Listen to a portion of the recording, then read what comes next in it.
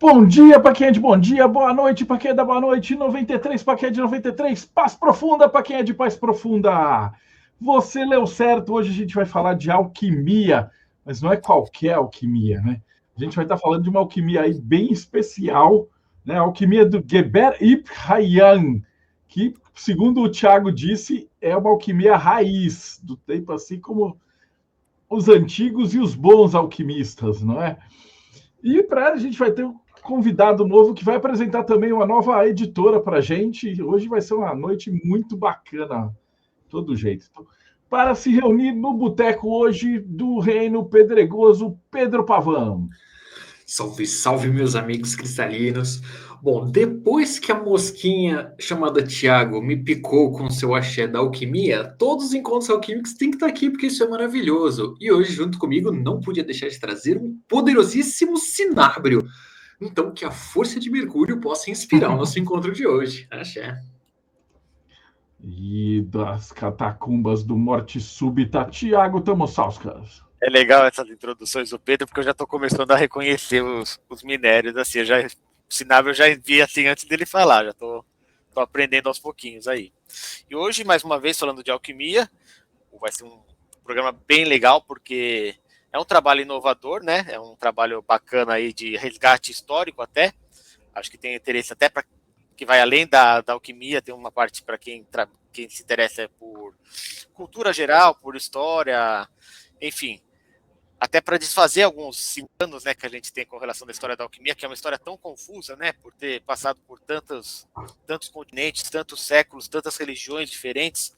Cada momento histórico é um momento histórico com suas próprias particularidades. E hoje a gente vai falar sobre um específico que é o Geber, o que eu sempre achei que era o Gabir, que era o cara islâmico, muçulmano, mas eu não vou entrar nos detalhes, deixar o próprio autoridade falar. Está aqui com a gente hoje, Leonardo Dávila. Já vou passar a palavra para ele, mas antes eu vou ler o currículo aqui para o pessoal já saber de quem se trata. Leonardo Dávila é editor da Tetra de Edições, que publicou essa pérola aqui. Não você está na Dimensão Fantasma. Estou na Dimensão Fantasma. Um livrinho maravilhoso aqui do Geber, chamado Do Estudo da Matéria. Espero que seja o primeiro de muitas obras aí, se você precisar de alguém aí para ajudar de algum sentido de pesquisa, de comentário, de prefácio, de divulgação, pode contar com a gente. Mas voltando, o Leonardo, ele é pesquisador sobre espiritualidade e literatura, sendo autor de diversos artigos nessa temática e tradutor de diversos livros, sobretudo direto do latim. É doutor em literatura pela Universidade Federal de Santa Catarina, onde defendeu a tese Ordenar o Espiritual, Letras e Periodismo Católico no Brasil. Compôs o corpo docente do Instituto Federal Catarinense, foi pesquisador de pós-doutorado pela CAPES, junto à Universidade de Buenos Aires, em 2019, de onde saiu o livro O Espírito e la Letra, Políticas del Sentido, publicado em Buenos Aires em 2023. É membro da AMORC desde 2021 e atualmente se dedica de corpo e alma à alquimia, ao hermetismo da Renascença e ao esoterismo tipográfico. Foi pela alquimia que eu acabei conhecendo o Leonardo, apareceu o algoritmo às vezes trabalha a nosso favor, né, se a gente dá atenção às coisas certas, e foi o que aconteceu. Aí bati um papo com ele, chamei na primeira vez, deu uma confusão, mas finalmente está aqui com a gente hoje. Estou muito feliz de você ter com a gente hoje, Leonardo, seja muito bem-vindo.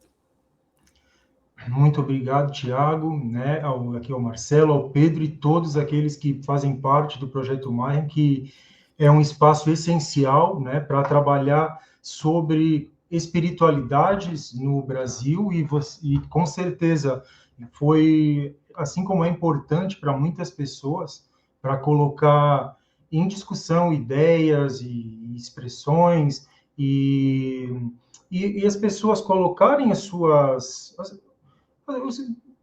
como estão cada uma fazendo como podem o seu caminho, né? Fora de um deslumbramento e tal. Acho que esse aqui é uma coisa muito bacana desse espaço aqui do Projeto Mayhem. Então, agradeço imensamente, porque, assim como foi importante para outras pessoas, foi também para mim, né, durante a própria caminhada. Então, é uma grande alegria mesmo podendo estar aqui, né? Então, boa noite a todos, ao Robson também, que está entrando nesse momento. E a alegria é grande, espero poder falar um pouquinho para né, para vocês e para quem tiver interesse dentro da temática, então, sobre esses trabalhos mais recentes em relação à editora Tétrade e às traduções do Geber, né? Então, maravilha. Vai ser muito legal. Bem-vindo, Robson. Chegou na hora certa, no minuto errado, mas na hora certa.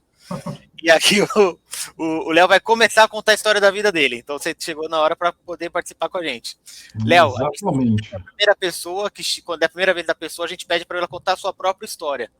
Então a gente está interessado em saber como é que você veio lá do passado, estava comendo hóstia na igreja e agora está aqui estudando alquimia, ciências proibidas, junto com o pessoal do MEI. Como é que foi essa trajetória?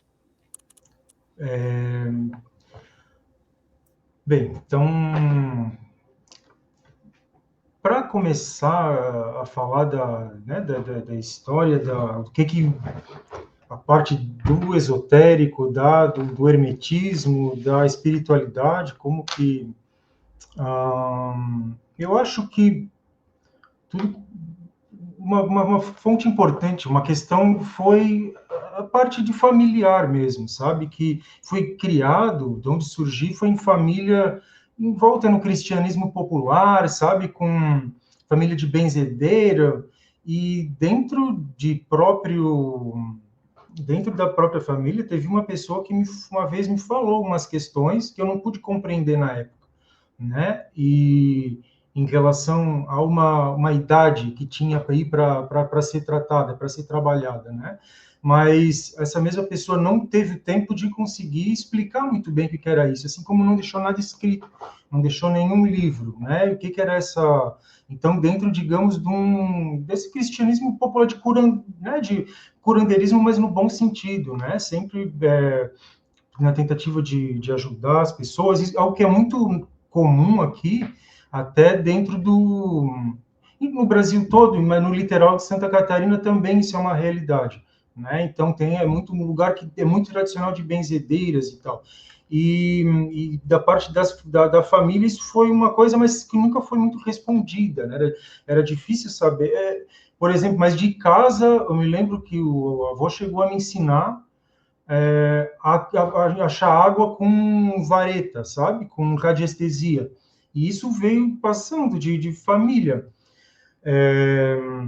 Depois, acho que como a história de todo mundo aqui, vem aquela coisa da catequese, nós entramos mais num cristianismo dogmático daí, né? Conhecendo um pouco disso, e aprende algumas questões que nós levamos para bastante depois, outras nós já repensamos, né? Mas então tive essa relação mais com o catolicismo né? Principalmente na primeira juventude, mas por outro lado eu até na hora de pensando eu tinha também na estante este livro aqui, né, que era, talvez, né, vocês conheçam da editora Planeta, e neste exato exemplar, por exemplo, eu também lia quando era pequeno. O pai era químico, tinha também algumas coisas de alquimia e tal, e era Blavatsky,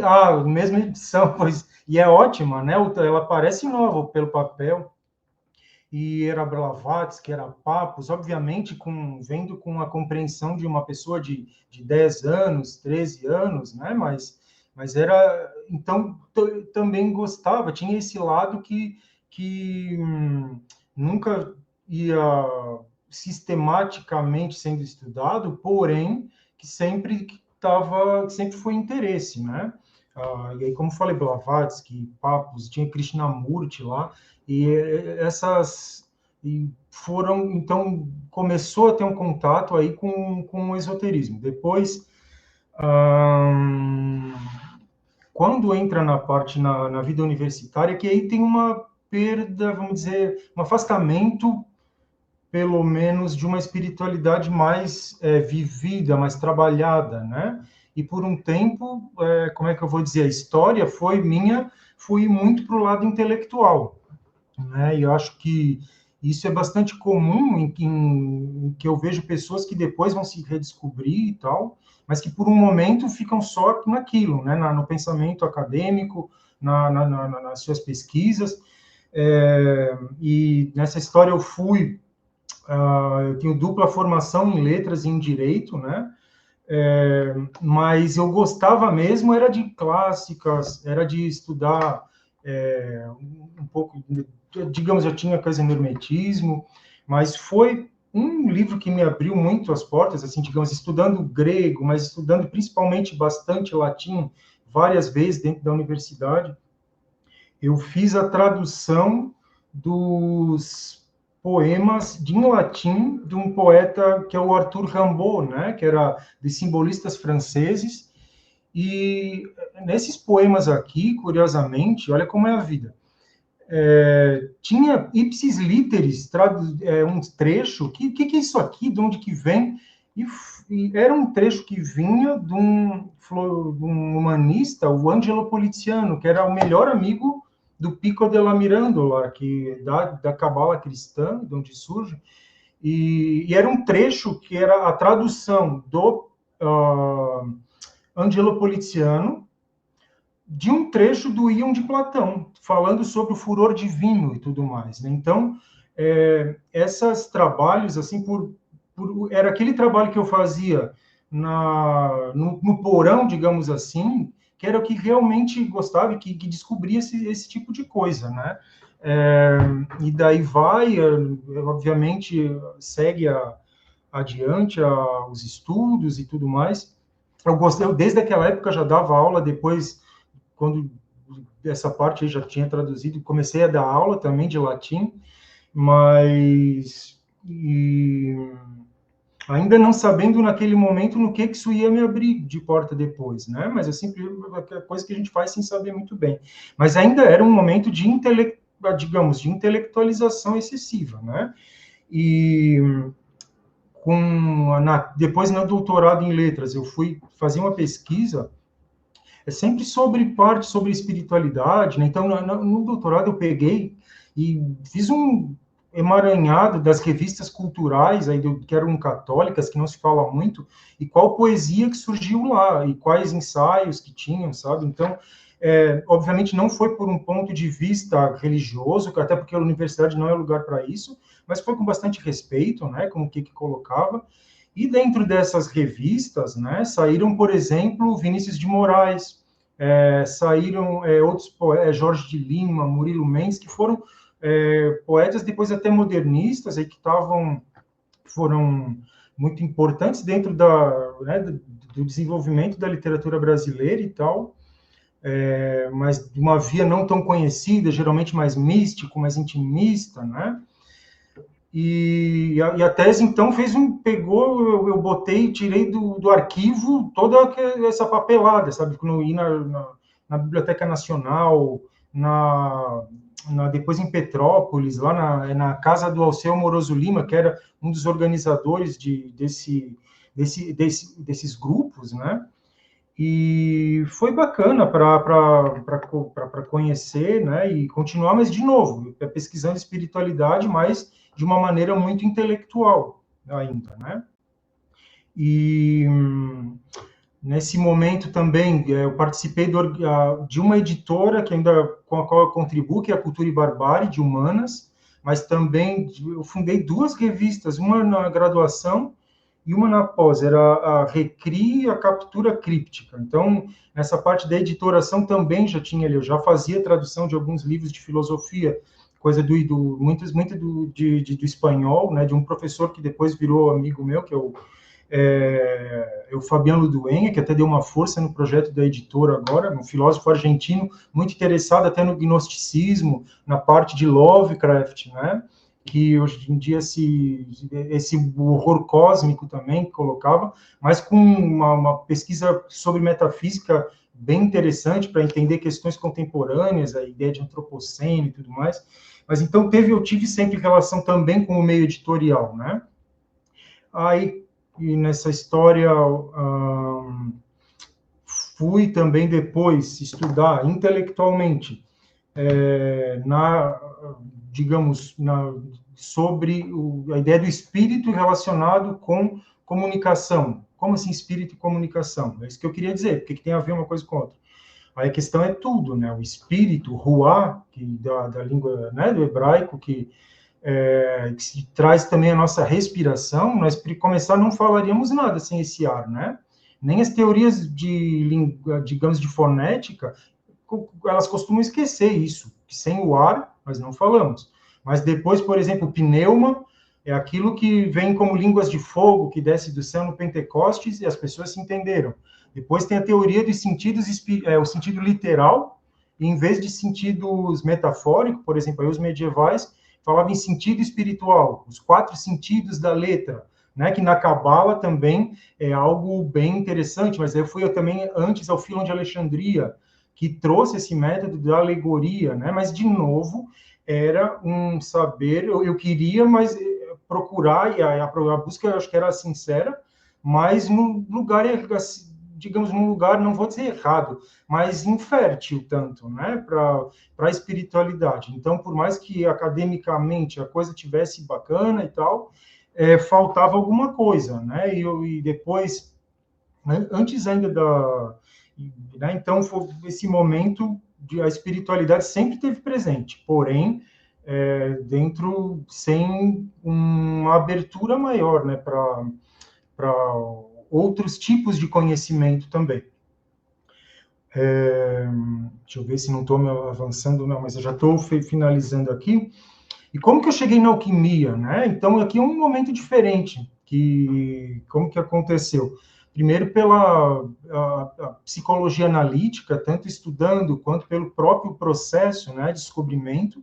Foi daí que via Jung, via von Franz, que começamos a conhecer a alquimia.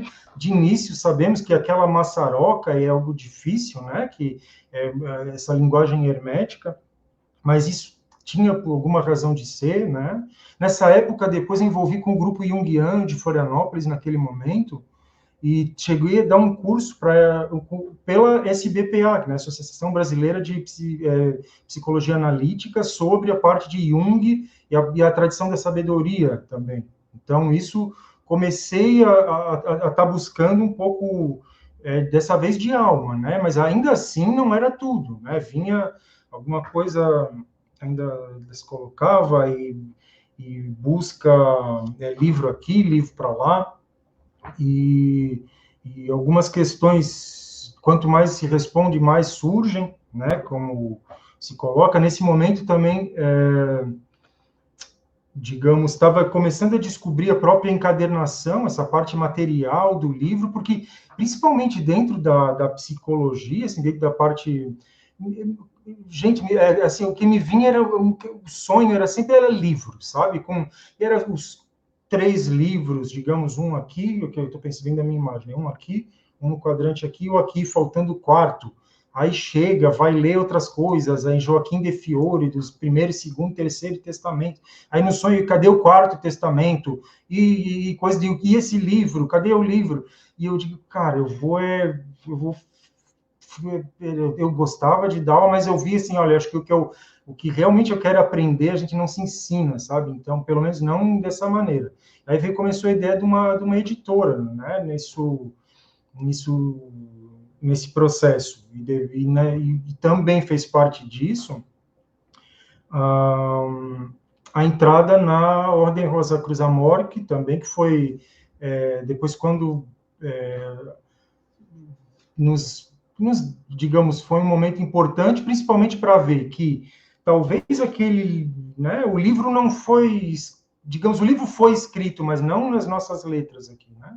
Eu acho que esse livro aí, a gente começa a entender como que o livro, na realidade, são vários livros, eles já estão, né, por aí. Isso, eu fui entender mais a profundidade dessas questões, né, que estavam sendo colocadas lá, dentro dos sonhos e tudo mais, mas agora podendo, digamos, trabalhá-las enquanto uma parte da própria vida e como um pensamento não racional, não um pensamento intelectual que você pode quantificar, relatar, especificar, mas aquele conhecimento de si mesmo, a gnose, né, que é aquele do conhece a ti mesmo, que estava... Então, essa foi bastante importante, né, dentro desse momento.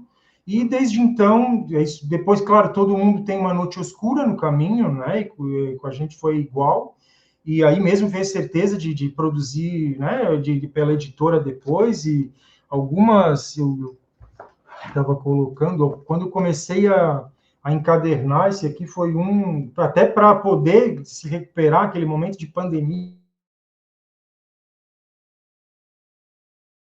a primeira em couro, com a cara e com a coragem, mas com o Corpus Hermético, né, que é a edição da Emos aqui, né, antes dessa nova que saiu. E após isso, depois outros professores, e no caso um professor Fabiano Duenha, de Buenos Aires, professora Laura Cabeças, também de Buenos Aires, da literatura e da filosofia.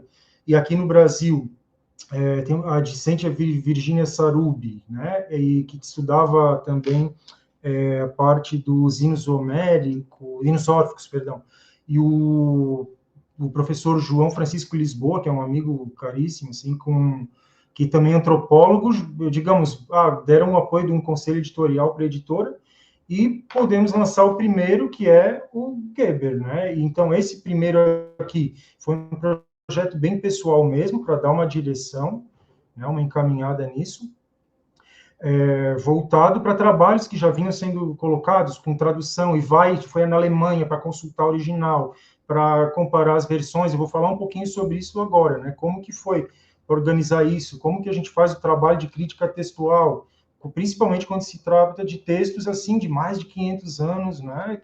Como que se trabalha ele, né? Então, e eu acho que né, pelo que nós nunca sabemos o que né, não somos nós que temos todo o controle da nossa vida, mas eu acho que pelo menos da minha parte, se eu posso dar uma contribuição para a alquimia, eu acho que é resgatando um pouco desses textos, né? Então, seja que entrando pela espiritual, depois a alquimia, primeiro a psicologia, depois a alquimia espiritual, hoje em dia é a alquimia prática mesmo, que a vida conseguiu me trazer, né? Seja lá quando estava, em vez de ir para a aula traduzindo em latim, seja quando tinha as perguntas de criança lá, lendo o Paracelso escondido, né?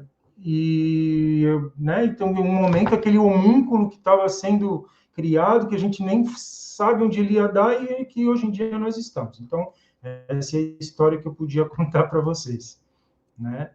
Muito legal. Olha, antes de você entrar com a apresentação, eu já quero deixar um convite aberto aí para você voltar um outro dia, só para falar de língua latina para gente, porque é uma coisa que eu acho que tem um profundo impacto assim no ocultismo ocidental, é a base, né?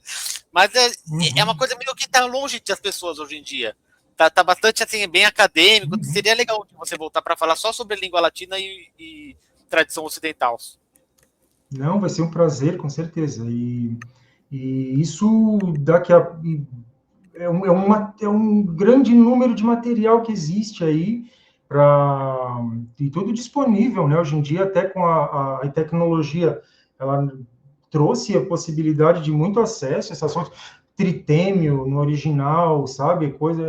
Realmente depois não, óbvio que tem que se dedicar, né? Um pouquinho, e foi, mas também não é nada impossível, né? A pessoa eu acho que foi um investimento assim que no final gerou. Eu não poderia estar aqui hoje se não fosse por isso, né?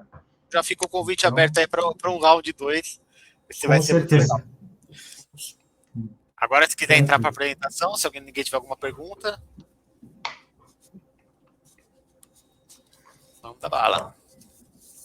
Então, vamos falar um pouquinho para vocês sobre essa, né, a nossa primeira edição da Tetrad, sobre a tradução de Investigazione Magisteri de Geber, né, que Geber é um dos grandes clássicos da alquimia de todos os tempos, né, e vamos falar aqui, é uma figura um pouco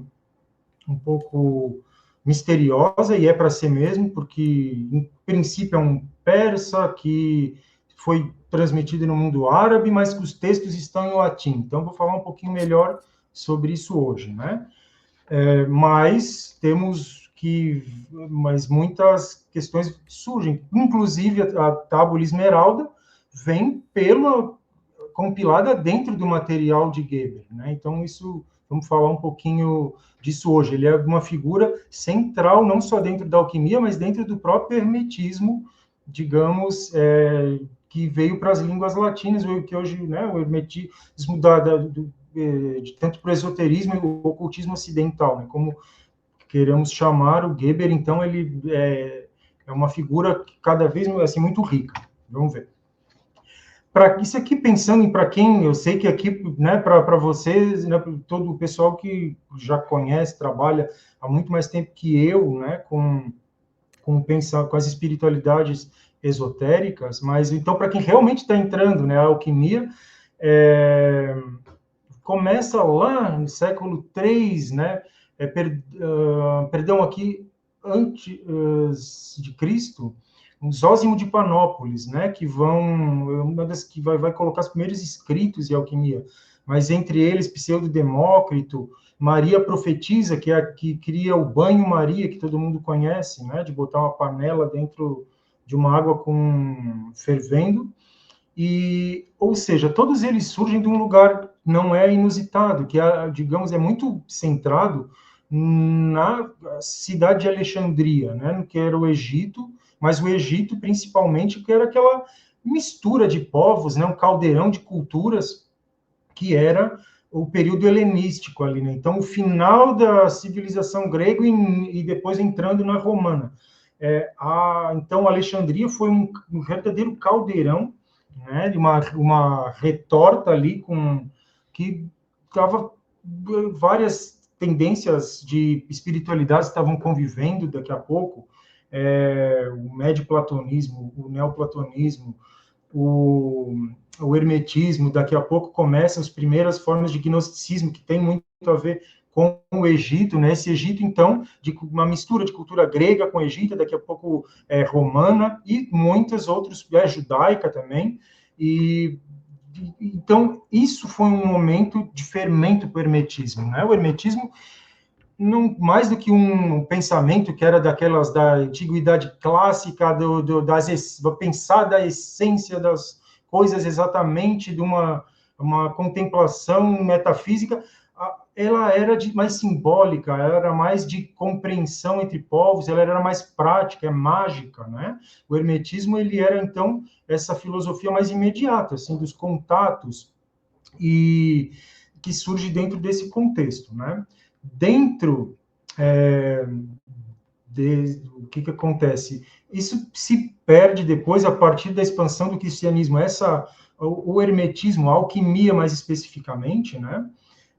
Ela vai acabar sendo perdida dentro da própria Europa. E o que acontece? Ela vai, por outro lado, ser mantida e preservada dentro da civilização islâmica, principalmente, inclusive a alquimia grega. E não só filósofos islâmicos e pensadores ou escolas de pensamento islâmicas não só falavam de alquimia, mas eles falavam em Hermes Trismegisto, falavam em as etapas de transformação da matéria, né? Vamos ver daqui a pouco.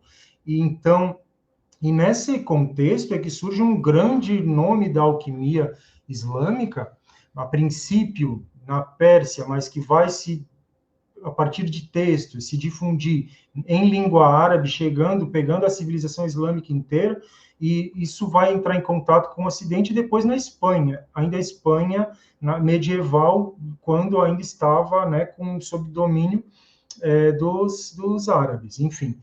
E já, né, Gabir e Abir, tem várias formas de falar, de transcrever. Ele viveu, então, ao que se imagina, né, ali pelo século 8 antes da Era Comum, e sua obra, digamos, falava de alquimia, mas também de farmácia, tem noções de filosofia, matemática, né? A ele se atribui mais de 1000 livros. Livros também se contavam um número, não um livro inteiro, como a gente conhece um tratado, né? Mas livros pequenos, assim, mesmo assim é muito livro para uma pessoa só escrever.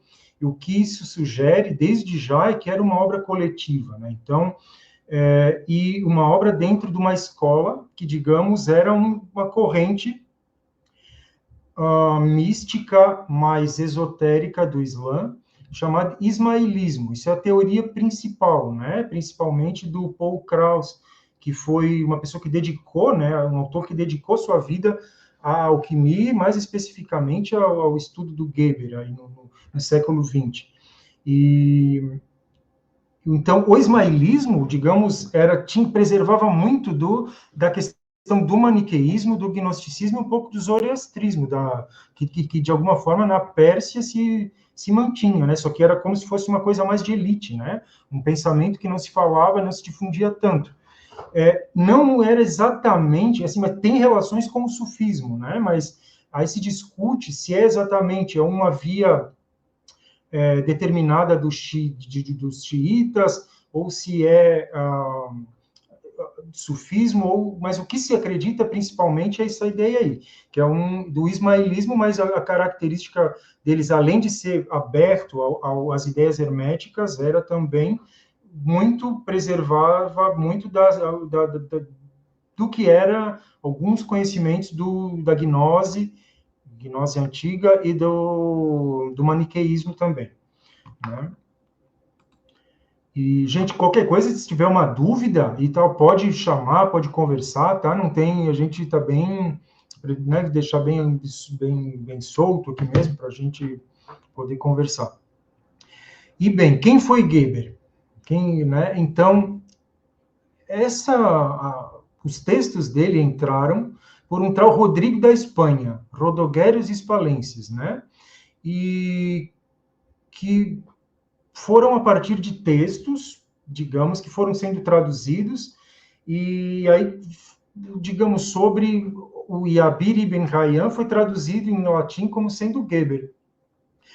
Pode falar Geber, pode também, depende da pronúncia, né, de latim aqui. Mas a gente vai continuar falando aqui Geber, né? Então, ele entra pela Espanha, principalmente, e junto, claro, com outros filósofos islâmicos que estavam sendo conhecidos, os mais famosos, Avicena, Averroes, e também alguns textos até da antiguidade clássica chegaram pela via dos islâmicos, né? Alguma coisa de Aristóteles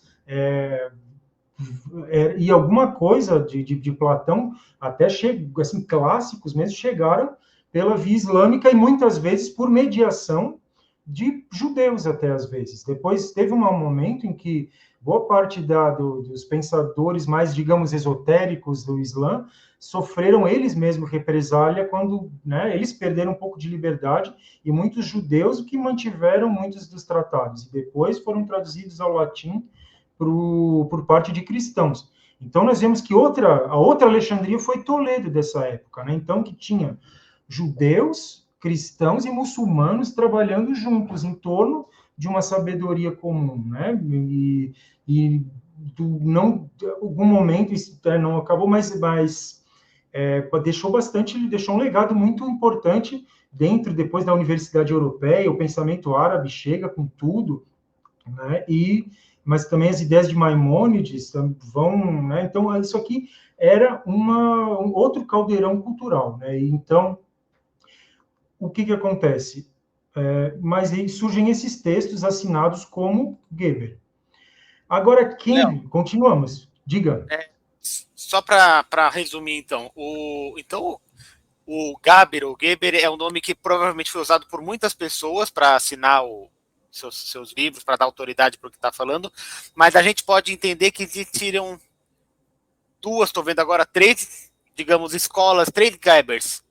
Um muçulmano, um latino e um terceiro aqui. Seria isso? Isso.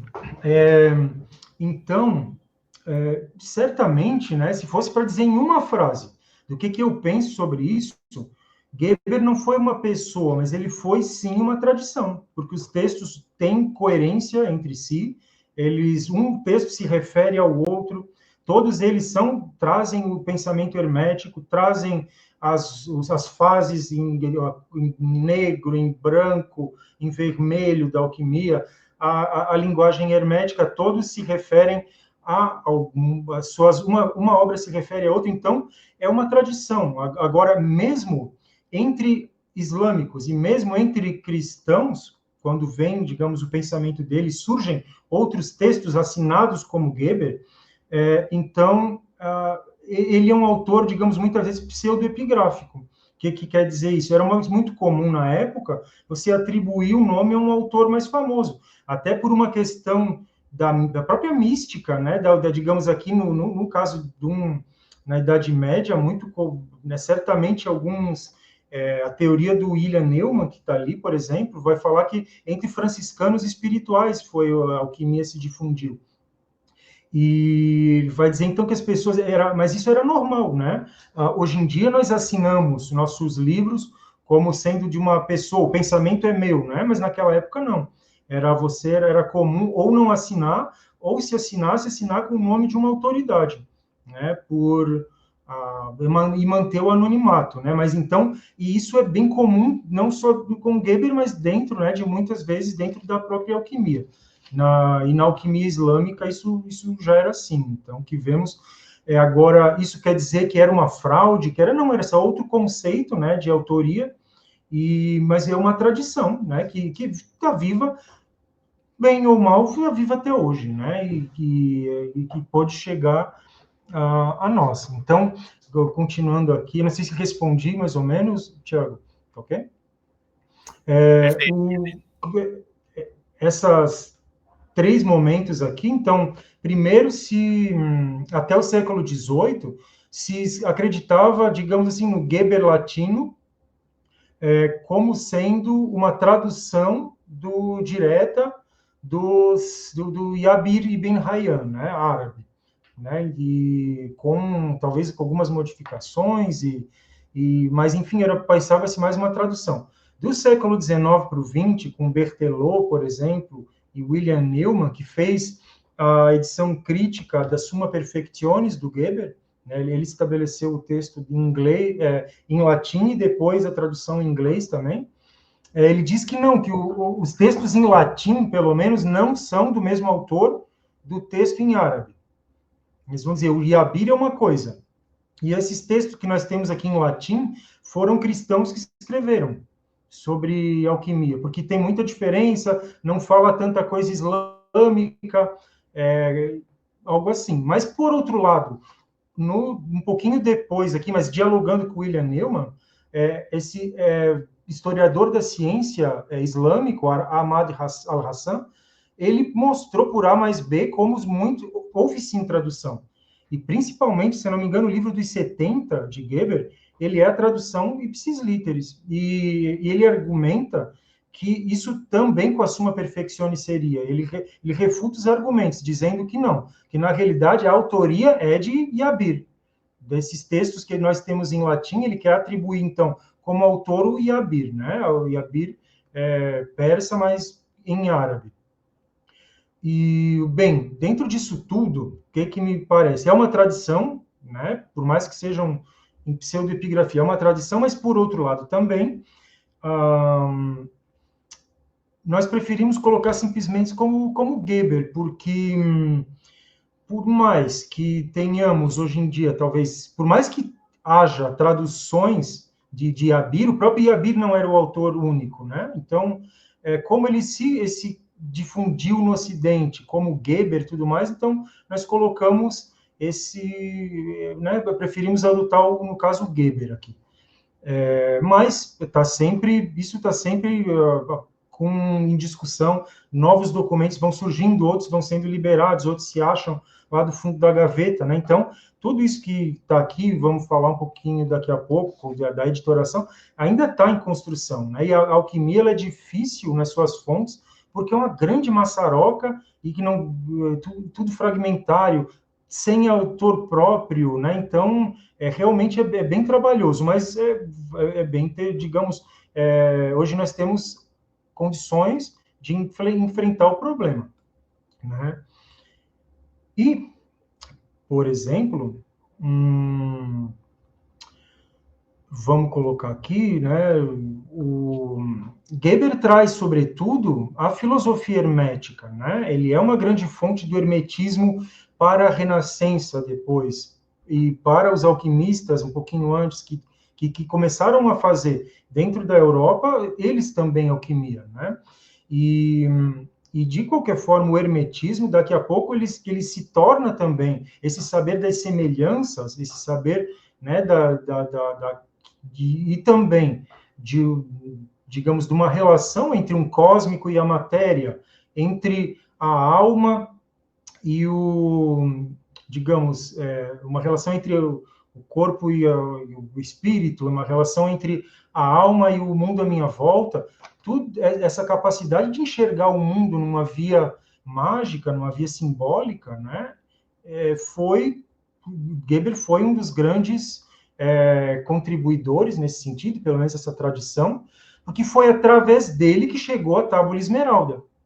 Tá? Então, o que é a Tábula Esmeralda que nós temos? Ela é um trecho que se coloca e que o próprio Geber atribui a Hermes Trismegisto e se coloca lá os 12 pontos, né? E o mais famoso, para quem está começando aqui, certamente ouviu do hermetismo uma coisinha, que é o que está em cima é como o que está embaixo, em latim ali o sicut, assim como o que é embaixo é como o que está em cima, né? Então, sempre esse como, tal como, nessas relações, e não que uma coisa é e pronto, não é que uma coisa é uma coisa e outra coisa é outra coisa, como é o nosso pensamento moderno, é que uma coisa é como aquela outra, né? Então, esse pensamento relacional, né, de fazer correspondências entre a alma e a realidade, e as leituras e os símbolos, e a Tábula Esmeralda foi um grande momento, isso quando vem, causa uma grande explosão no pensamento e na imaginação do Ocidente, vem de uma tradução do Geber. Depois se acha por outras vias também, tá? Mas a principal fonte é essa aqui. Então, Geber, ele é inseparável do hermetismo ocidental. E que também mostra que o hermetismo ocidental é inseparável do hermetismo islâmico, né? Então, como se colocava, que passou por várias religiões, né? É uma espiritualidade que conseguiu tranquilamente passar por várias religiões e de se transformar em muita coisa diferente, né? Aqui deu acho que na hora do programa deve ter entendido um pouquinho diferente, mas também não vai ter problema, né? Então, isso aqui, vamos pensar, né? Então, o hermetismo, pensa que a alquimia de Geber, é a porta de entrada para um saber de relações e para uma espiritualidade voltada à gnose, ao conhecimento de si e do cosmos. Né? Aquele que estava lá no oráculo de Delfos, conhece a ti mesmo, de alguma forma foi continuada por vias muito tortas, né? Mas nunca deixou de estar aí. E um hermético, quando via que você colocar o ferro enferrujado no fogo, esse ferro ele se tornava de novo limpo, ele se tornava puro, eu digo assim, então será que eu não consigo purificar a minha alma pelo fogo? E qual que é o fogo para a alma? São todas perguntas que a alquimia colocava, né? Então, e ela tinha tudo que uma ciência tinha para tanto a espiritualidade na matéria, encontrar, mas com correspondências a outras realidades e também com uma resposta para a busca de Deus, né? Ou a busca de si, que era também algo que se esperava, né? Não, naquela época seria estranho se não fosse referendada por a busca de uma divindade, né? Ou por alguma ciência, né? Então, pensando aqui, ó, nas astrologias, Saturno, Júpiter, Marte, Vênus, Mercúrio e Lua. Isso aqui neste texto que publicamos, aparecem essas, bem assim, quando ele está falando de chumbo, ele fala Saturno, quando ele está, e vice-versa, às vezes, né? E aqui, claro, coloquei, digamos, algumas possibilidades de leitura, né? Às vezes muita gente vai relacionar, a partir disso, o chumbo com a melancolia, com a noite escura, e daqui a pouco o Júpiter com o orgulho. O que é importante colocarmos é que não precisamos ser, digamos, Caxias aqui, né? Não é que Saturno vai ser sempre Saturno, ou vai ser sempre o ruim, o difícil, né? Ou que o Sol é sempre o ápice, depende, né? Para a alquimia, digamos, tudo bem que você vai purificando do chumbo para chegar no ouro, passando pelo estanho, ferro, cobre, mercúrio, Vênus, prata, até chegar no ouro, que era um objeto, era um metal que é material, mas que não apodrece, que não estraga, ele é eterno, então ele é uma matéria eterna. Como fazer isso, então, na alma também? Ou como ver isso no universo, né? São todas perguntas dos alquimistas. Então, mais do que sermos taxativos, dizer aqui é isso, aquilo é aquilo, é ver que a alquimia, ela é para se colocar relações, né? E a relação, ela também leva em conta o sujeito, também leva em conta o contexto, também leva em conta a época, né? Então, a capacidade de ler o mundo, ler os astros, ler os símbolos que nós perdemos, né? Hoje em dia, nós temos poucos momentos de leitura mágica do mundo. Digamos, uma pessoa, principalmente que ainda não, uma pessoa não tão espiritualizada, que está, o que ela vai ver, a metáfora, a poesia, ela está só na literatura praticamente. Ela está só às vezes na música que escuta, né? Mas a espiritualidade era o grande lugar disso, né? Que hoje sobrou um pouquinho na nossa vida moderna para a arte, talvez, né? Posso estar sendo meio taxativo, mas e descobrir essas relações de novo, abrir o coração para essas relações que existem no mundo e existem em nós, é que é o hermetismo de verdade, né? Não sei se qualquer, né? Então, porém, digamos aqui, a alquimia, ela também teve muita técnica, ela também era um saber e no livro nós vimos também um saber com questões técnicas, com muita... por exemplo, ela trouxe instrumentos novos, como o alambique, o atanora cucurbita, o crisol, principalmente aqui o alambique, né? O crisol, o crucíbulum, que são instrumentos químicos. Ela trouxe a destilação, né? E hoje em dia, digamos, para os perfumes, para tudo isso, para tirar o álcool, até os nossos destilados, bebidas, né? Vieram dos frutos da alquimia islâmica, principalmente, porque os gregos não tinham a destilação. E o islâmico, e mais por Geber, vem o destilador, vem o alambique. E isso permite que se descubra o álcool como antisséptico, técnicas avançadas de metalurgia, como a limpeza de metais, né, por sal amônio, sal álcali, cloretos, novas ligas metálicas, né, aplicação de química e medicinal nas tinturas, né, que são geralmente líquidos à base de álcool para diversos fins, né, médicos ou não. E o principal, qual é o segredo do Geber? Por que o Geber foi tão importante? Por que a gente pensa tanto no ouro, às vezes, talvez? Aqui, uma leitura possível para isso é que o Geber tinha um segredo. Era o segredo da separação do ouro da prata. E como isso? Por ácidos. Porque até... por exemplo, na antiguidade, o método, que é cupelação, acho que era que demorava uns 3 dias para você conseguir separar um pouquinho de ouro de prata, botando argila com urina e o que se viesse na cabeça para poder, mas em geral o que funcionava era argila e urina por 3 dias no fogo e deixava isso para tentar separar o ouro e prata. Era um método muito ruim e demorado, né, para se fazer. E aqui o que ele fez? Pela fabricação de ácidos, você conseguia na hora.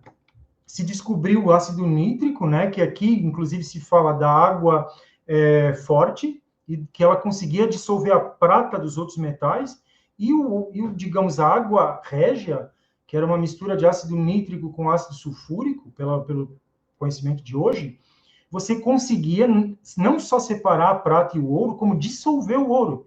Imagina que loucura. Você pega esse ácido num líquido, né, que eles chamavam de vinagre muito azedo, colocava lá um pouco de ouro, mais ou menos assim, não tão purificado, e esse ouro virava como um chá, virava um guaraná sem gás, assim, sabe? Ele está ali 100% dissolvido em água, em um líquido. E aí depois você consegue, tirando o líquido, vira um pó e que queimando volta a virar o ouro, só que aí puro. Né? Então, de novo, e como que eu faço isso com a alma? Né? Então, Geber, com essa questão dos ácidos, agilizou muito a possibilidade da separação do ouro. Tem um pessoal da UFMG que estava trabalhando, fazendo experiências de alquimia para mostrar que a alquimia funcionava. Óbvio que algumas coisas não se atualizam, né? não servem para a ciência, mas como a ciência de 100 anos atrás, muita coisa já está obsoleta, isso é normal da ciência, né? Você ter verdades temporárias e não verdades tão eternas. Bem, sobre ciência, né, e algumas dentro da academia, principalmente, né, que todo mundo, Francis Yates, né, colocou aqui estou sendo injusto, falando tão pouco, mas que o hermetismo deixou muitas marcas na ciência, né, apesar dela ter visto uma chave mais pela história da arte. Outro, Antoine Febvre, estava pensando mais, assim, digamos, pensar o esoterismo na gnose, na imaginação ativa, que isso é o centro da coisa. Então, a ciência, ela é uma questão que aconteceu, mas ela também é meio problemática. E Walter Hanegraaff, por exemplo, este aqui que é holandês, né, que tem bastante estudos sobre o esoterismo ocidental, vai colocando como, digamos, um lado B do Ocidente, né, mas que ainda assim está vivo. Ele diz, nós temos que ver, talvez, a alquimia, a astrologia, mas como arte, porque eles têm sua maneira de ser, e tanto quanto a poesia tem suas regras, suas leis, e mesmo assim ela é boa e não precisa ser ciência para funcionar para a poesia. E a mesma coisa seria com o hermetismo. Ele tem uma razão de ser e tem o seu lugar no pensamento ocidental. Bem, sobre essas posições, né, a ciência ou não, o que a gente tem que lembrar um pouquinho também é que o hermetismo já foi o lado A do Ocidente, né, e principalmente ali na Renascença, em que esse saber das semelhanças, em que o que é de baixo, como que está em cima, o que é em cima é como que está de baixo, e isso botou na pintura, na arquitetura, na tradução, vamos falar aqui as traduções de Marcílio Fitino, do Corpus Platônico, depois a publicação do Corpus Hermético, né, em Florença, que gerou o Renascimento e que o hermetismo aí estava com tudo. E aí se redescobre a alquimia, que já vinha sendo traduzida um pouquinho de antes, né? O Weber é descoberto ali no século XIII.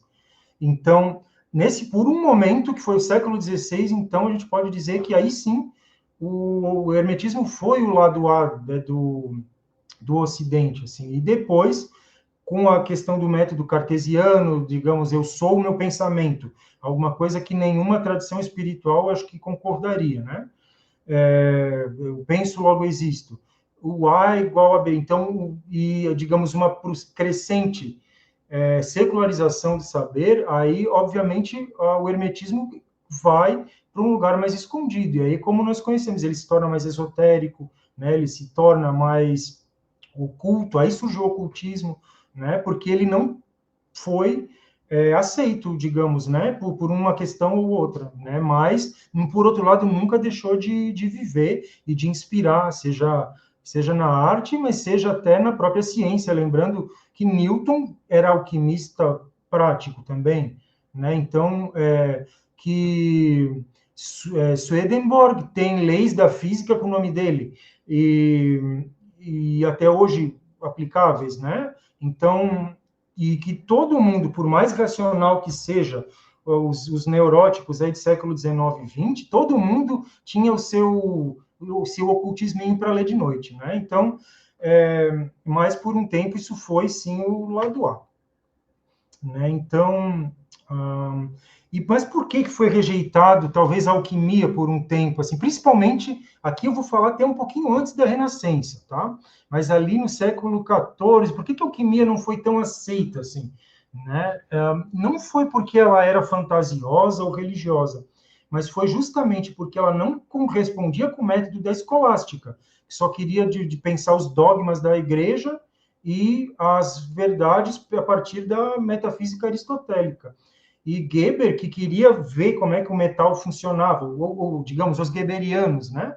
A tradição de Geber, a tradição da alquimia e de outros, né? De Villanova, também, Roger Bacon, que era da época, que estavam fazendo suas pesquisas e vendo que não funcionava necessariamente como Aristóteles dizia, Geber vai chegar a dizer isso aqui, ó, vê se não parece um cientista moderno falando. Não se deve pensar que este estudo, ou nosso livro intitulado Summa Perfectionis Magisteri, no qual vimos e tocamos todas as coisas, tenham sido finalizados conforme uma determinação científica, como se ou por alguma experiência determinada ou por certa pressuposição. Em nossos trabalhos, aprendemos, sobretudo com a investigação, sobre os efeitos das transformações das coisas naturais e minerais da operação. Também desejamos declarar publicamente nossa intuição, essa nossa ciência que foi elaborada em união com este estudo e não previamente ele. Né? Ele está querendo dizer que ele não teve uma ideia tanto antes, isso aqui surgiu da prática. Né? E logo, por direito, o experimento precede a... Eu não estou conseguindo ler aqui por conta do... O experimento precede a teorização. Eu ampliei aqui, funcionou. Logo, por direito, o experimento... Está aqui neste livro, o pensamento daquele que é capaz de aperfeiçoar as coisas. Então, vai ensinar como que se faz esse aperfeiçoamento das coisas, né? Que também pode ser um aperfeiçoamento da alma. Né? Ou seja, os alquimistas não eram científicos porque eles ainda estavam inventando a ciência, né? Isso, e botando a mão na prática, né? Botando a mão na lama, na matéria-prima, né? Para ver o que acontece, errando, explodindo coisa, enquanto se estava discutindo lá, digamos, pegando um estereótipo, o sexo dos anjos, né?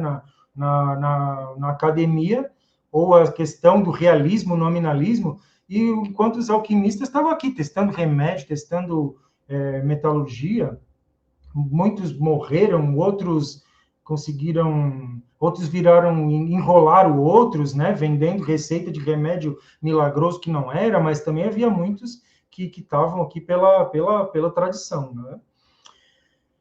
Bem, então, o livro, aqui ficou um pouquinho, eu não sei se é só para mim que está aparecendo assim, mas ele ensina a fazer a pedra filosofal. Né, um livro que resume um pouco. Esse o De Investigatione Magisteri, que estamos publicando. Ele faz uma resuma da Summa Perfectionis. A Summa Perfectionis é um calhamaço de química, né? Com uma linguagem antiga e hermética, é quase impossível penetrar nesse livro. Então, nós começamos, digamos, vamos colocar uma obra mais sucinta, né, que resume a Summa Perfectionis, para, aos poucos, poder fazer um resgate, ou não, né, um resgate mais amplo da história da alquimia. E ele traz, então, técnicas de purificação de metais, e explica instrumentos, fala da confecção da pedra filosofal, obviamente em linguagem tanto simbólica quanto experimental. E o livro, então, traz muitos conceitos tradicionais para que nós conhecemos, como a tríade, Mercúrio, enxofre e sal, tá? Mas principalmente ele está ali brincando os dois princípios, né? Não só o Mercúrio, para quem está começando, principalmente quem está ouvindo aí depois e está interessado em alquimia, o Mercúrio não é o nosso elemento Mercúrio, né? Ele é um princípio, digamos, o princípio solúvel aqui da matéria, né? E o princípio passivo, e enquanto o enxofre, o princípio ativo, é aquele que coagula, digamos, pensa aquilo que é o fogo, que consegue purificar, mas também densificar as substâncias. E o sal é, digamos, o corpo, né? Aquilo que sobra, mas que não pode ser posto fora, por outro lado, né? Porque é ele que dá densidade para as coisas e estabilidade. Sem o corpo, não existe estabilidade na natureza. Isso os alquimistas estão falando. Da mesma forma, na alma, sem o corpo, se eu ficar nos momentos de dissolve, nos momentos de coagula, mas se não tiver o corpo junto, se eu botar fora isso, não vai funcionar, né? Da mesma forma. Então, que bacana já para se pensar. A alquimia, então, ela é transformar a matéria, diferentemente de uma tradição muito ascética, espiritual, aqui é o corpo também, eles estão dizendo, não se põe fora o corpo, né? Não se põe fora o caput mortum, o sal. O elixir se fala, né? As fases da obra em negro, branco e vermelho também, tanto para os metais quanto para a parte da alma também, né?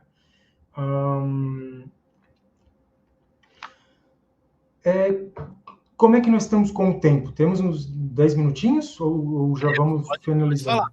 Tranquilo? Fica bem à vontade.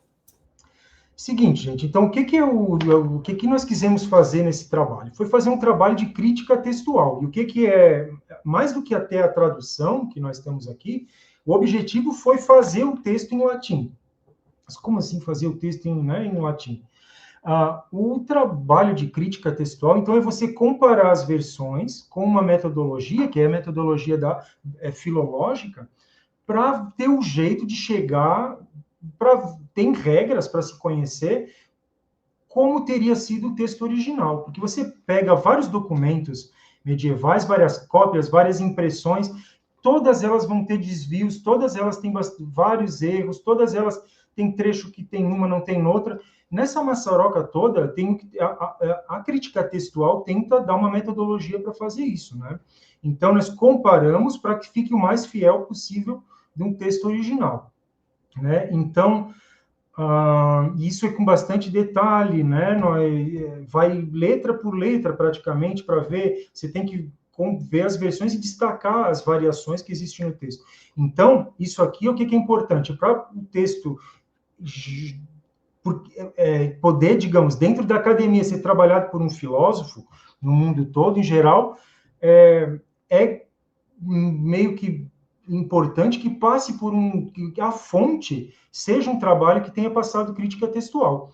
Só que o que acontece? De Cícero, de Virgílio, desses caras, de Aristóteles, de Platão, tudo já tem, os filólogos já fizeram tudo que tinha que ser feito. Pegaram já todos os documentos e colocaram. A alquimia, o hermetismo, ainda resta muito para ser feito, ainda está engatinhando, sabe? Então, por isso, também é difícil de entrar na academia quando não tem a pesquisa de base, que é vamos colocar o texto latino, né, de Geber. Esse aqui, então, foi a primeira vez que alguém fez o texto em latim de Geber, entende? Então, por quê? Porque tinha publicações de 1500, 1400, 1600, então, mas em geral, não vai tomar uma dessas para trabalhar como... Nós, enquanto leitores de alquimia, eu leio direto, né, os textos, eu já li de Paracelso, já li, sem fazer um trabalho de texto crítico, óbvio, né, que nós vamos pegar lá uma edição antiga e lê em latim, faz uma tradução, como você pode, e tá tranquilo. Mas a questão é que a alquimia também merece ter esse trabalho de crítica textual, né? Então,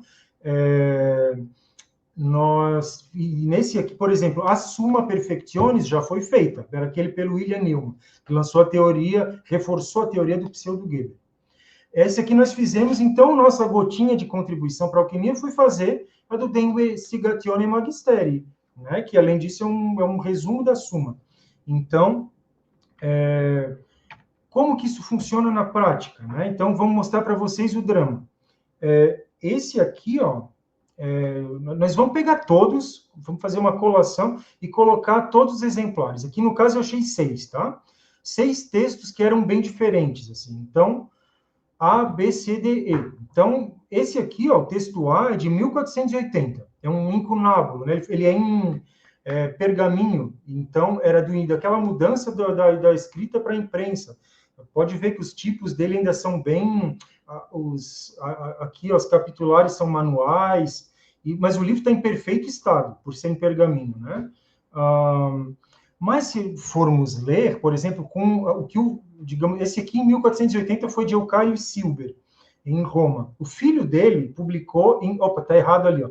Não é 1480, é 1520, mais ou menos, tá? O B. Nós começamos a ler, ó, aqui tá vendo que está com Investigationen, tá com M. Aqui começa o livro de investigação da maestria por Geber. Investigationen, Ruius. Aqui já não tem, aqui tem um tio. Tem isso, para depois tirar o M. Ok, algumas mudanças vão colocando, mas olha esse opis. Isso aqui não existe em latim. Aí você vai ver que lá embaixo, nesse P, tem um tracinho. Ou seja, ele abreviou o ER, óperis. Aí essa aqui comprova. Operi.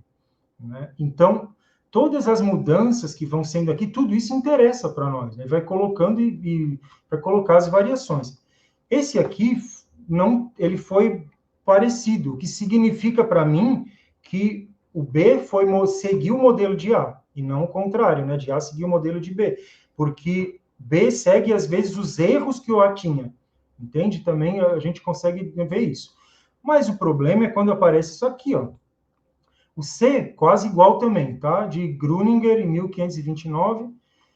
Mas aí você chega, tem palavra que está aqui que não está aqui, né? Vamos colocar, ó.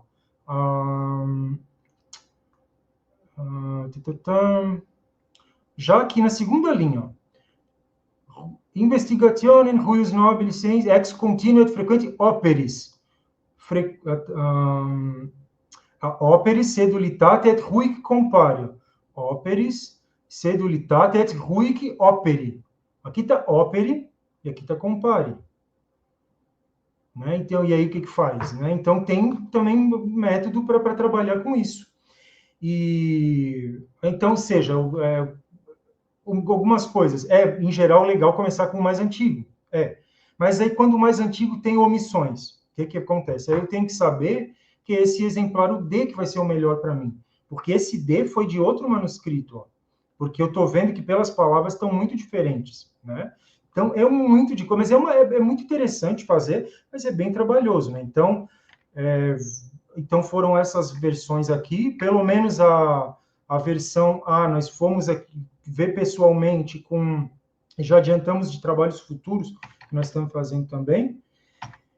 Como que isso fica na prática? Um texto, né, crítico, por exemplo, está aqui. Então, a gente marca os fólios bem certinho, 109 verso. Porque sinal que está no folho 109, não se usa a página, né? Tem que usar o folha. Vai que vem uma errata ou que se tira a página. Então, você tem que usar o documento. Então, é uma série de coisas aqui, ó, mas então, esse etc., ó, na linha 8 que apareceu, ele está em B, D e F, mas não está no A. Né? Então, aqui nós colocamos entre, como é que diz o nome disso aqui? Entre os colchetes, né? E por aí, por exemplo, aqui, ó, aquele lá, olha a linha 4, que está aqui, aquele compare está dizendo o seguinte, ó, nós usamos óperes, mas aqui está dizendo que no manuscrito D e F está escrito compare. Então, a gente tem que botar cada variação, cada letra que ocorre, né? Então, mas daí isso a gente dá tanto para o pessoal que tem o seu laboratório, um texto que quis fuçar a história da alquimia, quanto para o pessoal acadêmico, que quer ver também a história num viés mais intelectual, dão uma possibilidade de se trabalhar com maior segurança, né? E, digamos, com metodologia científica mesmo. Então, essas coisas... Diga. Com relação à crítica dessa estudo textual, o resultado final, então, ele não é necessariamente igual o texto mais antigo. Não. Ele faz uma comparação inteligente de todas as versões, porque às vezes o mais novo pode ser mais fidedigno ao original do que o mais antigo, é isso? Justamente. Então, o mais antigo costuma ser o principal, mas vai ter horas que tem uma frase inteira que o copista dormiu e não escreveu. É comum, ou tipógrafo, né? E aí, o que você faz? Você vai tirar, aí nós vamos colocar aqui no aparato. Ó. Às vezes você até tira, mas ou bota ali escondidinho, dizendo que isso aqui foi acrescentado, né, dos outros, que veio de outra tradição, né, mas aí tem que estar marcado, né, que aquilo ali foi acrescentado por aquela fonte, aquela lá e aquele lá. Então, é isso, ele monta com informações de todos os lados, né? E porque às vezes tem hora que é isso, que omite, ou tem horas que tem um erro que é claro, assim, por exemplo, um erro de latim mesmo, que não existe aquela palavra, né? E aí vê que nos outros estão certos. E aí você marca lá, eu posso conjecturar que o correto aqui seria esse, né? Então, tem, claro, diversas possibilidades de se trabalhar e tal, mas esse é o mais comum, né? Então, se faz né, então, esse trabalho de crítica textual e busca, e às vezes, justamente, de mais de um para compor esse mosaico, né, que faz o texto. Né? Então, aí fica com essa carona aqui, com as linhas ali, com um aparato embaixo. Fechou? Na tradução, então, alguns apontamentos gerais, né? Então, foi a primeira tradução de um opúsculo de Geber em língua portuguesa, né? Fizemos a questão do latim. Geralmente, quem faz o texto vai fazer uma tradução e vai ter que fazer uma introdução também, tanto histórica, quanto explicar as suas fontes, como que consultou. E, geralmente, é maior que o próprio texto, né? Às vezes a pessoa acha isso, mas o normal nesse tipo de edição é isso mesmo. A introdução tem que ser gigantesca e ainda se coloca uma tradução. A linguagem é simples, o latim aqui é simples, tá? Só que tem essas abreviações que causam dificuldade, tem a parte técnica, né? Que eu não sou químico, pelo menos, e isso pode tirar umas dificuldades. A parte da alquimia ser uma linguagem também simbólica, né? Isso tudo é o que causa dificuldades, mas também é o que justifica a gente aceitar o desafio. Todo mundo aqui não está na alquimia, na astrologia, na magia cerimonial, porque é fácil, porque... Não, nós estamos por paixão, né? Então, vamos embora. É um prazer fazer... Todo mundo contribui para a espiritualidade, né, hermética, acho que da sua maneira e tal. Aqui um trechinho, então, para fechar, sobre a pedra única dos filósofos, do branco ao vermelho. Tá? Eu vou ler, então, e aí nós fechamos. Então, né, preservando um pouco as quebras do texto e tudo mais. Ó. E nós inovamos, ele diz que fomos modernos até, ele está em latim, nós inovamos ao escrever de modo simples sobre a pedra. Isto é, sobre a que foi completada do branco até o vermelho, a qual podemos comprovar que é verdadeira.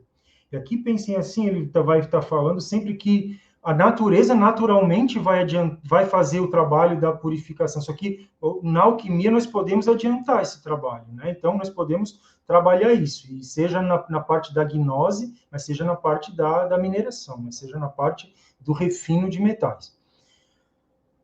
Pois, então cheguei na pedra do branco até o vermelho, a qual podemos comprovar que é verdadeira. Pois, assim como em qualquer coisa, o elixir é elaborado do branco até o vermelho. E ali se trata apenas de prata viva, né, o mercúrio, e do enxofre, os quais não se operam um sem outro. Para quem é da alquimia, né, também isso aqui é bem a linguagem que se está acostumado. E o que não poderia ser diferente, mercúrio e enxofre estão trabalhando ali. E por essa razão é chamada de pedra pelos filósofos, a qual é extraída a partir de muitos corpos e coisas. Logo, pode-se alcançar o aperfeiçoamento dos corpos através de uma preparação adequada. Entre os corpos podem ser preparados, pois a lapidação que espelha os acidentes não é algo impossível. Essa purificação, essa lapidação não é algo impossível. Então, é errado abdicar da preparação para se tentar remediar os defeitos daqueles corpos imperfeitos, pois não poderiam acontecer sem o auxílio de certa operação e de materiais que os purificam. A preparação, porém, varia conforme o tipo de impureza das coisas. A experiência nos ensinou múltiplos modos de agir, que são a calcinação, a sublimação, o descenso, aqui a ablução, a solução, destilação, coagulação, fixação e ceração. Então, bem interessante essas o início mesmo da alquimia, né? Então, é uma alquimia bem antes do Flood, enfim,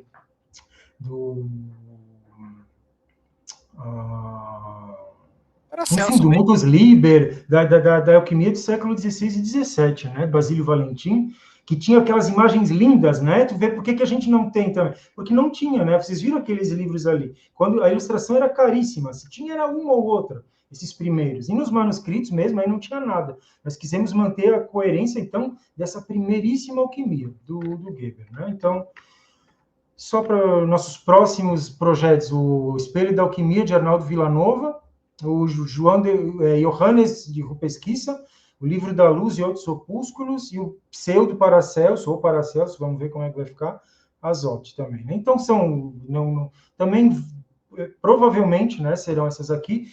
Teremos também aí dentro da editora livros que não são de alquimia, que não são traduzidos por mim e tal. O próximo é um livro chamado Quem és a Senhora, de um sábio italiano de 92 anos, é o Francesco Di Marino, sobre a tradição da Hagia Sophia, né, da sapiência também, e da face feminina de Deus. Vai ter também uma xamã guarani, a Juliana Querechu, que está preparando um livro para nós. Então, um espaço aberto para todas as tradições, para a contribuição de todas as pessoas interessadas, né, de todas as formas possíveis, e foi um prazer, então, passar nessa nosso trabalho aqui para vocês, e que eu acho que é o que nós propusemos para fazer assim, são muito separados, esse intelectual e a gnose, né? Mas pelo menos a gente pode ter alguns espaços de fazer colocar tudo numa solução, colocar tudo em uma retorta, né? E é isso que a alquimia nos ensinou. Obrigado, gente. Então, estou aqui para disponível também. Obrigado. Muito legal, Léo. Muito bacana mesmo. Basicamente, o que vocês falou para a gente é que quem tem acesso ao seu livro hoje, que tem introdução, texto crítico, edição bilíngue, glossário, ricamente ilustrado, está muito melhor servido do que um alquimista do século XV. Olha, nós fazemos nós estamos sempre aprendendo, né, com alquimia, com tudo, e foi um trabalho no século XV, com certeza, ia passar uma vez na vida na mão, né, um pergaminho, e a pessoa ia refletir sobre aquilo. Então, nós estamos melhor por um lado, ó, então vou pensando aqui, ó, talvez por um lado, o material nós temos, está tudo disponível. Agora, quem hoje em dia tem, né, a sabedoria, a paciência que eles tinham, a capacidade de contemplação, de até o tempo, né? O tempo, né? A ideia de tempo, hoje em dia, nossa, que é cada dia descobrindo uma coisa, e estamos aqui, daqui a pouco, nossa, que legal esse texto lá, de outra tradição, a gente quer ler, e, meu Deus, olha esse novo material de tarô, vamos embora. Então, esse é o nosso desafio também, né? Tem tanta coisa que nós...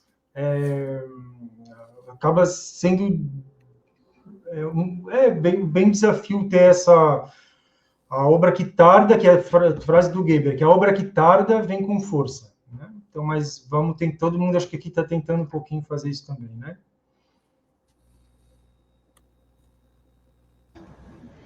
Faltou a pergunta mais importante, né? O Pedro está jogando dinheiro na tela, não está acontecendo nada. Como é que a gente faz para encontrar você, né? Como é que a gente faz para te achar? E mais importante ainda, como é que a gente faz para pôr a mão nesse livro? Opa, então, o livro, a Tetra de Edições está começando, tem 2 meses, né? O livro está em 2024, mas o lançamento foi agora. Vocês sabem como é que é a parte de edição, tem 1000 coisas para pensar, né? Mas nós temos no Instagram, Tetra de Edições, @Tetra de Edições, assim, sem acento, sem cedilha, sem nada, junto. Ou também temos o site tetradeedições.com.br, né? E lá tem esse nosso primeiro momento, algumas informações.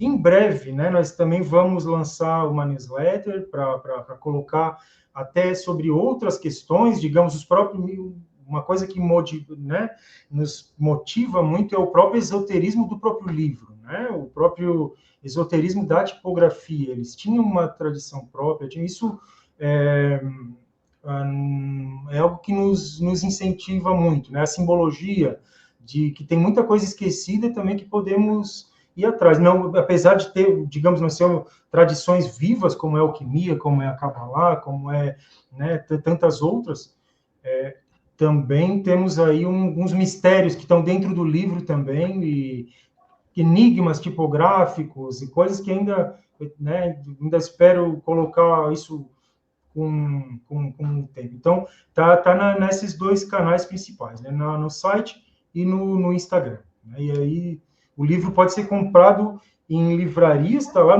por enquanto nós estamos independente mesmo, tá? Não estamos na Amazon nem nada. As livrarias estão ali, fazem entrega para o Brasil todo, ou com o site da editora entrega para o Brasil todo. Não chega um dia depois, mas chega uma semana depois, tem funcionado. Assim, né? Maravilhoso. Eu vou começar daqui trás para frente. Robson Belli, suas considerações. Bom, eu traduzo livros também, medievais em sua maioria, e eu entendo a dificuldade do trabalho do Leonardo. Parabenizo ele pela qualidade que ele está produzindo. Produzir textos críticos é ainda mais difícil do que apenas traduzir, né, que é o trabalho que eu faço. E, pelo visto, ele está fazendo com o melhor nível técnico que é possível se fazer hoje, dando uma qualidade impressionante ao trabalho. Parabéns, Leonardo. É realmente muito bom esse trabalho de resgate que você está fazendo.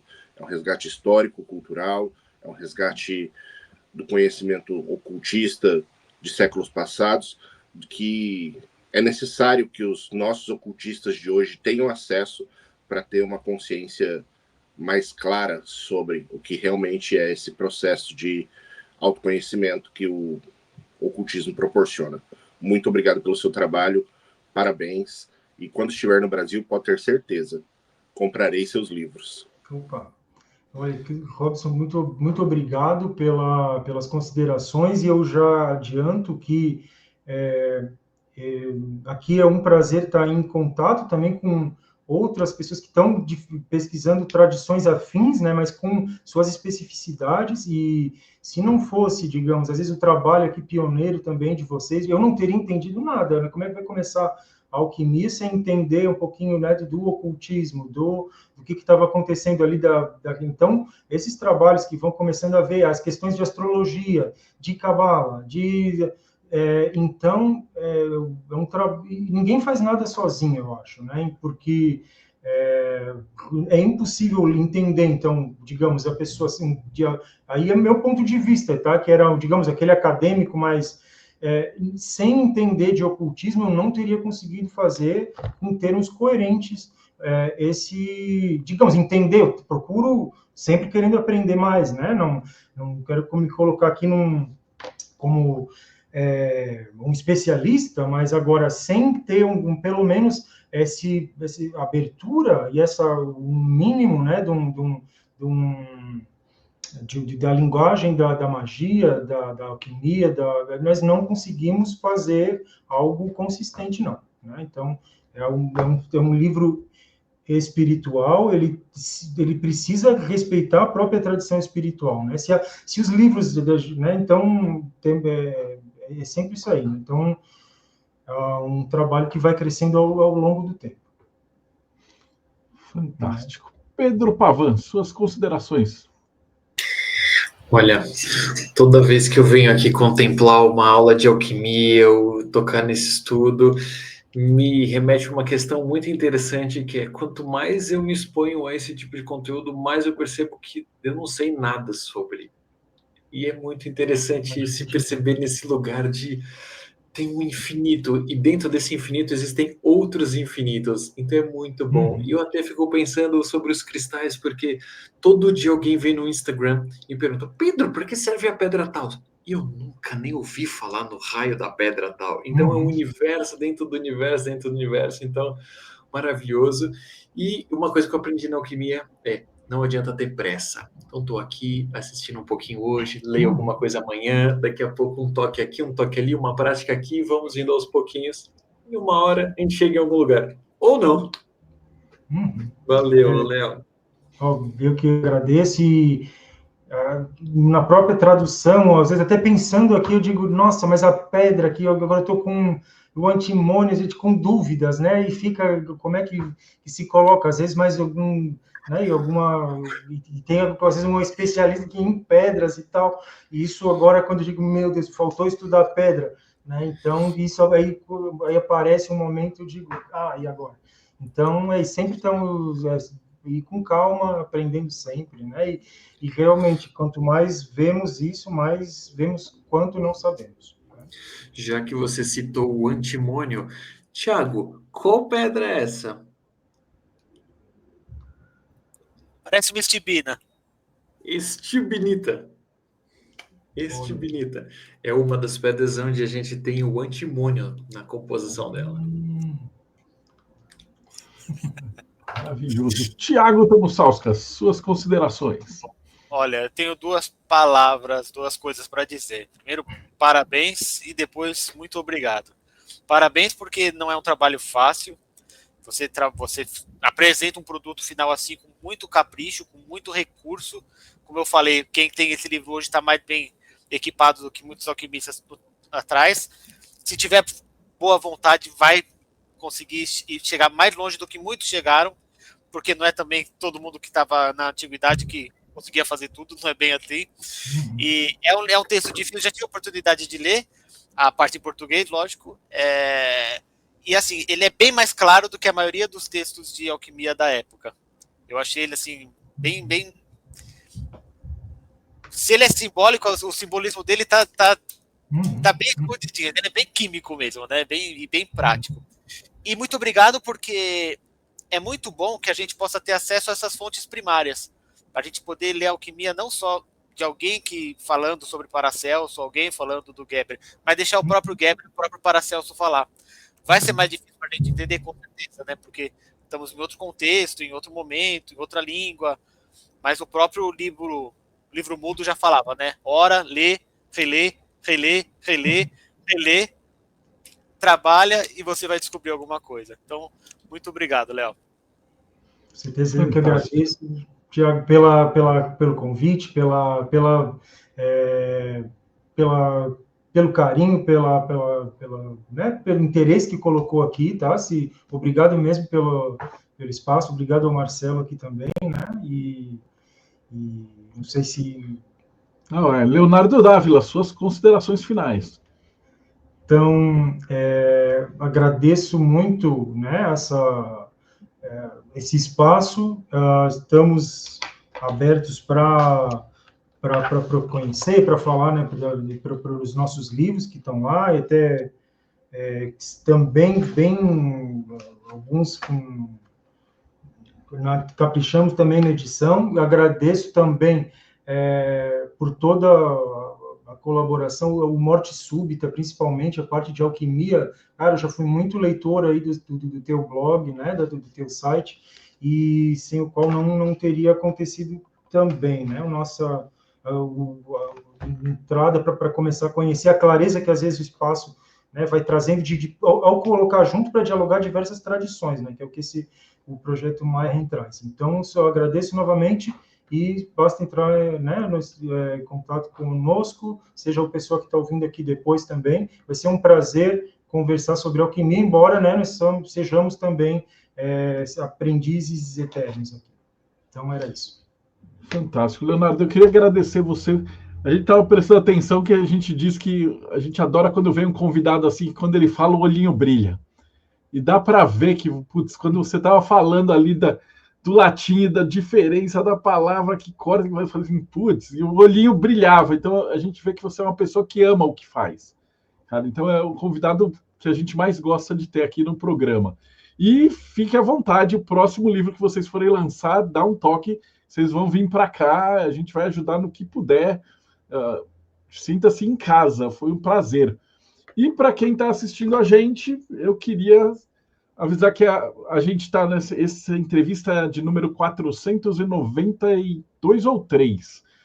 Então, se você curtiu, a gente tem uma playlist só de alquimia, onde tem várias, e de filosofia também, onde a gente costuma chamar professores acadêmicos para falar sobre magia do ponto de vista acadêmico, né? Então, trazer esse conhecimento para não ficar só no misticismo, a gente também trazer bastante da academia. Então, obrigado de coração, Leonardo, obrigadão, Pedro, Tiago, Robson e vocês que estão aí com a gente. Então, não esquece, vai lá, é Tetra de Edições e @Tetra de Edições para caçar essa obra-prima. Brigadão e a gente se vê no próximo Boteco dos Illuminati. Um abraço.